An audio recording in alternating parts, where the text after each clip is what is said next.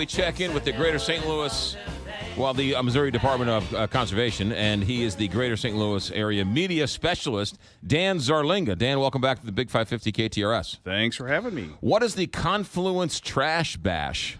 Well, that is actually one of the largest litter cleanups here in the whole metro area, and it's happening this Saturday, which is actually tomorrow, right? 8 a.m., and what's going to happen is volunteers come out. They help clean up the area in the immediate around the confluence of the Missouri and Mississippi rivers. Right. So we're going to meet at a number of different spots, one of them being Columbia Bottom Conservation Area, which is one of our areas, and that's in Spanish Lake.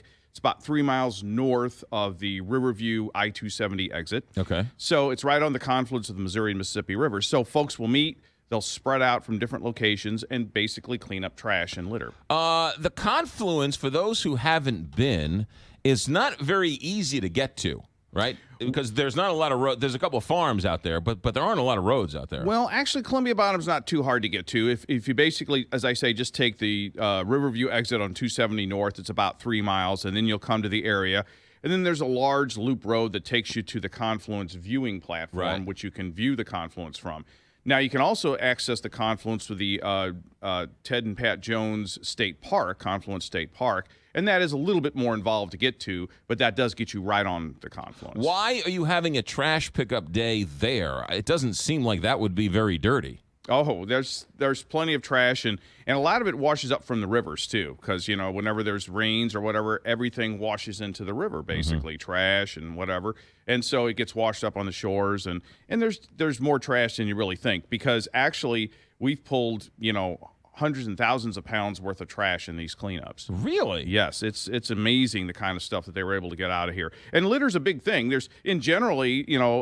Missouri generates about 26 million pounds of garbage per day. Can you believe that? What do you pull out? Do you pull out soda cans and beer cans? Cans, beer cans, tires, that's a big thing. Appliances, toilet seats.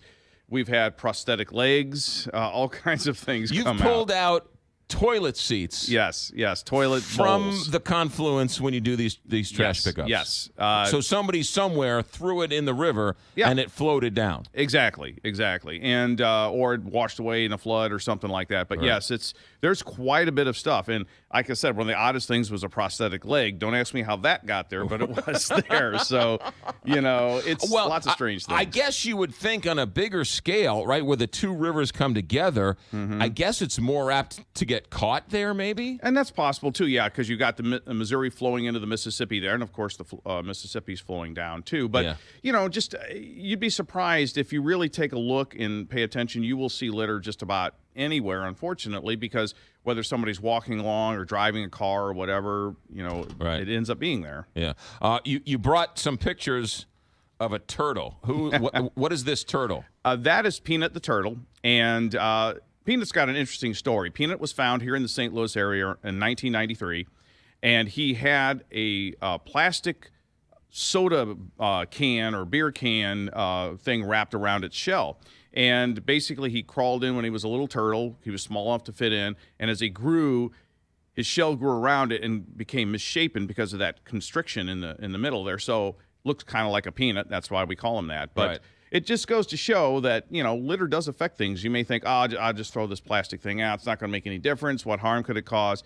And, it does cause harm to wildlife. So for those who are listening on the radio, it's one of those plastic 6 holders for a 6-pack of beer or soda. Correct. That has the 6 holes and then the places for your fingers. So somebody threw it on the ground. The little baby turtle crawled into one of the circles and then grew around the circle. Correct. So it looks like it's infinity sign. Yeah, or a figure eight. A figure eight. Or a peanut or something like that. And so, Peanut may have survived in the wild, maybe not, because as a result of that, he does have a collapsed lung, and he can't swim as well because of his shape. But fortunately, he lives at our Powder Valley Conservation Nature Center, and so he's our ambassador for our No More Trash campaign. This picture was taken in 1993? Not that one, no. That was after. That was just kind of showing how he crawled into it. That was not 1993. Okay, in that particular picture. But that's just showing how. But he's still alive and oh, yes, he's still alive and living at Powder Valley Nature Center and does a lot of great work to